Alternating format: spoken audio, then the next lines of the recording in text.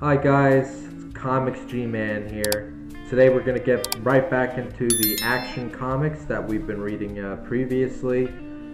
And we're going to go straight to Action Comics, number 1058. Now, not much to say about number 1058. I just wrote here, I gave it a 5.5. It wasn't that good. I said, I want to like these action comics, but it's very difficult. The super family doesn't have anything here that really stands out, and I find myself having a hard time reading through the dialogue in this issue. I can handle comics with multiple characters like Avengers, but this isn't doing so well in my book. This story is still too scattered and seems to have trouble staying focused. And besides that, the art was pretty bad. The art was pretty bad in this one. And we didn't really learn too much yet about Norah Stone. There's a part where Supergirl is talking to Otho and Orsol, the super twins from the War World, and she's telling them the tale of what was it, Star Child, and here it is. What is it? Red Sun and Star Child. So there's some foreshadowing in this fairy tale that she's telling them. I think the fairy tale is like a Kryptonian fairy tale that her father used to read to her back on Krypton, and she's reading it to them now. It's kind of cool. I like that part a little bit. But it's foreshadowing here. Red Sun and Star Child is really just a representation of Otho and Orsol and what they're going to do in the later issues. But yeah, like these two clans were fighting each other, and then it was Red Sun and Star Child to unite or something, and they go through all these trials and tribulations. They show, yeah, like over here when they're showing more on Norah Stone, the cool reveal here was like, you see Etrigan in like her room or something, and she's like opening a portal to another dimension, right? So that's not that's not where it's good, okay? So I don't even want to talk anymore about 1058. There isn't much to say. But here's what this series made a huge turnaround for me, and I mean a huge turnaround, okay? Action comic, look, like if I look through this, right, I only gave 110 out of all these so far, and mostly like 6.5s, 5s. Here's a 4, and I gave 1057 a 10. But Action Comics number 1059, I also gave it 10. I said, oh my god, just yes. Now this is what I'm talking about. Right away, this art looks phenomenal, and the dialogue is coherent and well placed, unlike previous issues. I've read this like a slow build-up of great anticipation, and you'll see why in a moment. But yeah, like I think who started doing the art on this one? I think his name is Eddy Barrows. Damn, I can't. Where is it? Yeah, here it is. Right, artist Eddy Barrows and Eber Ferreira. I think Eddy Barrows does the drawings, but the drawings here are really good. Like I mean, a huge step up from what they were before. I think if the whole series was drawn like this, like from 1051 and up, I think it would have been much more palatable and digestible for me, because the way he draws all the characters, they're distinct. Like everybody looks different here, because the way they were drawing the Super Twins, for example, before, like it didn't matter that it's hard enough that they both have weird names that are kind of similar, like Ortho and Orsol, for me, okay? But it was harder too, because the way the artist was drawing them before, I didn't know which one was which. Like, Ortho is the girl, the sister. The brother is Orsol, right? But the way they were drawing them, they both look like girls. So I wasn't even sure. And I know you can say, oh, but they're super twins. But I've known twins in my life, boy and girls. And, no, yeah, literally. The boy does not look like the girl. Like, their faces might look the same. But literally, their faces and their height are the same. And even the body weight, they're the same, but you could see the difference. Like especially with girl and boy, it would be more understandable if they were both girls and they look the same, and that would make sense. But when it's a boy and a girl, the boy always has a different look in terms of hairstyle. Like the twins that I knew in my life, The boy had short hair most of the time, and if he had longer hair, it'd be a little longer. And the girl would always have super long hair, like ridiculously long hair. That's what I've always seen in my own anecdotal examples. So when the artist before had them both looking like girls, I was having trouble relating to these characters. I'm like, wait, which one is that again? Wait, Orso? What am I supposed to feel here? Who's that? What are they doing? But Eddy Barrows kicks ass. You could see who Ortho is. You could see who Orsol is, and each character here. I mean, the faces are distinct. They look good. And he even did the hairstyles differently. For example, for Ortho, he has more of a boyish haircut. Ortho, more feminine haircut. She looks fantastic in these issues that he draws. She really stands out too. And so anyway, back to what I wrote down here. Sorry for going off tangent a little bit there. So what really got me into this issue was when Superman figured out that Norah Stone is really an Al Ghul from the Dark Multiverse. And I come to the conclusion, I say, so that's why they put the Authority Special #1 in the trade paperback. Because I was saying in my previous reviews, like, why did they put this special from 2021 of the Authority into the 2023 Action Comics runs? Well, here's your answer. Here's why. The writer connects it back to that brilliantly. I said, I'm so happy that they're doing more with the Al Ghul Dark Universe. Oh man, I'm telling you, when this reveal happened, I was literally giddy. It was worth reading through mostly shitty Action Comics just for this moment. And again, I hope the art stays like this for this part of the story. I knew this new character Norah was more than she looked. My only beef is when she brought Ortho into her dark universe. I'm a bit sad the artist didn't choose to depict it in the weird abstract way it was shown in the special that was really unique for me. But I'm not deducting any points for that because this artist is still amazing. So what I was saying there was, if you guys remember the special, Authority Special #1, when Batman and Superman were in our regular Earth, Zero is it called in this? I keep forgetting. But the original world where our boys are at, right? The drawing was like normal and they were realistic looking. But when they entered the dark multiverse of the Al Ghuls, it was like this like loopy, cartoony, weird, distorted style to it. And it was cool because it's because the dark multiverse that the Al Ghuls have taken over, where everything they deem is immortal, like time and fabric itself is falling apart, and it's just like it's all coming apart, and it's like so I thought that was really unique, and it would have been cool if they kept that style for this when they showed it, but it didn't matter because it's not about the dark multiverse anymore. Their world is dying, and they Al Ghuls now from that dark multiverse are coming to our place now to take over this universe because they ran out of universes to destroy pretty much. But yeah, like, so what happens here too is I think her Norah Stone is really Sister Shadow, and she takes Ortho in, and this I didn't really. So apparently, I guess she wants to use her body and take it over or something. Like we're doing some Orochimaru Naruto stuff here, I guess, which I'm not crazy about. I don't think Sister Shadow needs to do that. I mean, she has the Lazarus in her, right? She's already immortal.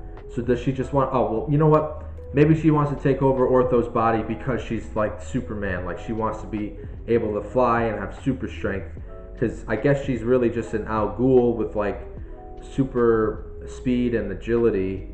And, but she can't do all the stuff that the Super Family could do. So maybe that's why she wants to go inside and take her body. Maybe, I think. That part kind of went over my head because I was just way into the art and the overall build-up here. I mean, it looks fantastic. Every page, Eddy Barrows kills this.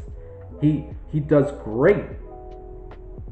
He makes this digestible. He makes the story interesting, and each character stands out on their own here now, not like before. All right, so let me go on to issue number 1060, which I also give issue number 1060 a 10. I said here, this is so good, thank God this got better. Again, the art by Eddy Barrows and the others is perfection. I really took my time to enjoy and breathe it all in. Each character looks distinct and unique compared to the crappy art of the issues I've been criticizing. The alternate dark multiverse, Bruce Wayne's evil daughter, is so damn cool. Some of the coolest stuff where she is talking to Otho about her plan to take over Earth Zero. I love the evil Batman armies behind her. It looks so sick. And when Superman has to go up to, he finds Constantine because he's asking for his help to figure this out. And in the back of my head, when Constantine showed up, I'm like, well, Etrigan is going to come up next, and he does, which I was happy about. So every time I had to force myself to keep reading the Action Comics, but now I can't wait to jump to the next one as soon as I press enter to submit this review. Sadly, however, this does not last very long because I have no idea why, but they cut the storyline off pretty short. But yeah, like these scenes where Sister Shadow is coming, like look, there's this one on page in the trade paperback. I guess this would be page 112. She's coming to take over, and you see like all the Batmen behind her coming in, and they all look like the Ben Affleck Batman's wearing the armor he used to fight Superman. It looks pretty sick. There's like these giant bats that they're riding. They're coming in on the storm to take over, and you just got some great art here, man. This Eddy Barrows, man, they should have kept him for all the Superman stuff. He does a good job. So let me go. But I guess with these issues, I'm probably really more impressed with the art than I am with the story still. And I really dig Sister Shadow as a villain. I think she's awesome. But I guess in terms of the story though, like when I'm really into a comic and stuff, like I could tell you the story and the meaning like off the top of my head. I don't have to keep looking and referring to it. Like if I like something that well, I don't have to do that. But with the story here, it's not anything to write home about. Like I just like the concepts that come out of this. And this is where I had to we can't go right to 1061 because you had to go to, if I could find it real quick, you have to read the annual 2023 that comes in next. That literally after all this build up, after all this great stuff going on, they end it all so quickly in the annual. I thought this was going to be an ongoing thing. Like when you read when they first introduced Norah Stone into the story, it's like it kind of felt like a build of like this is going to be like another like 11 or 12 issues of this, you know, like I think of a war or something. But it's not. Like it's like this epic stuff happens in issues 1059, 1060, and then they fucking end it in annual 2023 like shit. And amazingly this annual by the critics has like an 8.8 total, and even the user reviews, the regular people, gave it an 8.5. I don't understand. Why did you guys like this annual? I wrote here for the annual. I said, wow, all that build up on who was Norah Stone and that amazing reveal that connects it all back to the phenomenal Authority Special number 1. And you guys ended all in this shit annual? This should have never happened like this. The Al Ghul concept should have lasted way longer through more issues. I think Sister Shadow has way more potential than what this annual delivered pathetically. This was so bad, and there I was for a second falling in love with this mostly mediocre series making a big turnaround. What a shame. Sister Shadow deserved more and could have been the coolest villain. I mean, I'm glad when she is defeated she says, "I'm not done yet." So hopefully if she returns in the future, some other writer or an artist will do something better with her than this. And the annual didn't even use Eddy Barrows. I mean, obviously they didn't use Eddy Barrows. The art in the annual is ass. It sucks compared to Eddy Barrows. Did he do this though? Let me confirm that so I'm not talking straight out of my ass. Yeah, no, look, artist Max Raynor. I don't know who that is. Not Eddy Barrows. Eddy Barrows was king. Oh man, dude, what an Action Comics this would have been if they had Eddy Barrows draw like every fucking issue in this storyline. I think the Super Family would have been way better off. I think the characters would have went way better off. What a missed opportunity here, guys. What a missed opportunity. So let me go to, so that is literally, that's the end of that run, because the writer who was doing that was, what was his name? Phillip something? Phillip Kennedy Johnson. So number 1060 and annual 23 was the last of Phillip Kennedy Johnson. So then at number 1061, we start a whole fresh start now with Superman. And that's written by Jason Aaron. And I know a lot of people aren't crazy about Jason Aaron. I know a lot of the controversy about him. But I have read some of his stuff, and some of his stuff is not that bad, okay? And I'm going to have to say that he didn't do so bad here either. Action Comic 1061. So I wrote here, nice. So I guess everything from the previous issue has been scrapped, and this is starting fresh. While I was getting used to so many of the different characters, I don't mind that this is going back to basics after reading. So no more Super Family. No more Ortho and Orsol or whatever their names are. And I was starting to like them, I'm not going to lie. Thanks to Eddy Barrows' depiction of everybody. But now we're back to just Superman. And in this, Bizarro takes over.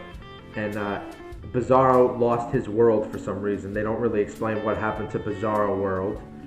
And Bizarro visits like this Dungeons and Dragons planet. That's what I thought of it as. Like these sorcerers and magicians, he attacks them. And he absorbs all their magic and he kills everybody. And for some reason he comes to Superman's world and he takes over. I mean, he turns everybody into Bizarro pretty much. It's like if the Joker had a nuclear bomb of laughing gas and turned the entire world into Jokers. That's pretty much what happens here. It was good. You know, the art was actually really, really good here. Like, it's like a mix of anime and American style, and the colors really pop out. I thought, it's not Eddy Barrows great, but John Timms is his name. John Timms is also great here. I think he did a really good job. So let me go to number 1062, right? Yeah, 1062. I wrote here, while I'm a little sad to lose the Super Family I was just starting to get into, this is undeniable. Line work and color is meticulous and frankly iconic. Superman looks good in every panel. Yeah, he really. You know what? John Timms. He's like, I could tell he's taking huge inspirations from Christopher Reeves, and giving it like this Buffy, like Christopher Reeves if he was in an anime or manga, because the face looks like Christopher Reeves to me, like just in that style. And the way he draws him and the way he has him move around, it's like Christopher Reeves to me. So I really love what Timms is doing here with Superman. So no complaints about the art. And I gave this in the last issue a 10. And I said here, the story feels tight and way more focused than the previous run now. Now that it's just about the world under Bizarro, and it's literally witnessing the end of civilization by willing suicide with a smile. Yeah, like it's like everything is turned upside down, not too far off from how things are now. No, I'm kidding, not really. But it's like people hate Superman for helping him, for helping them. They hate anything that's normal. They hate anything that's good, and they're just going insane. They're like just going insane. The best part is who Superman teams up with at the end. Bizarro had a reverse effect on the Joker, making him the most sane man. This was cool and can't wait to read on. So yeah, like everyone's Bizarro, and the effect it had on the Joker is it made him the most sane man in the world, and they team up together to fight Bizarro. Now, I mean, going over it now, I'm going to be honest with you, I still kind of wish they did more with the Al Ghul stuff, you know, like, this is good, you know, but it's still a little bit of a letdown, how they cut that off so fast. It was getting so good. So issue number 1063 here. I gave it a 9. Real short. I said this 3 issues of Bizarro Takeover was pretty good and way more digestible. Nothing too groundbreaking or original, but it worked well here and was a smooth read. yeah, I mean, I don't want to go over it too much because it's nothing too deep. It's cool, it's cool. Oh, so Action Comics number 1064. I didn't read that yet, so I'm waiting to read that because that's a whole new saga now. And look, they got rid of Tim's, and they put Ralph Sandoval on it, and I think he's the guy who made the ones I don't like. The art, I mean. So, but I'm holding it off because this is supposedly tied to the Superman run that I'm reading with Joshua Williamson as the writer. So that's going to be with the Superman run I'm reading because I think it's only like 3 issues long, this saga, tied to that, the Brainiac thing going on. Alright, so that's the end of the Action Comics talk. If you guys liked, like and subscribe, have fun in the comments, and thank you for listening. Have a good one.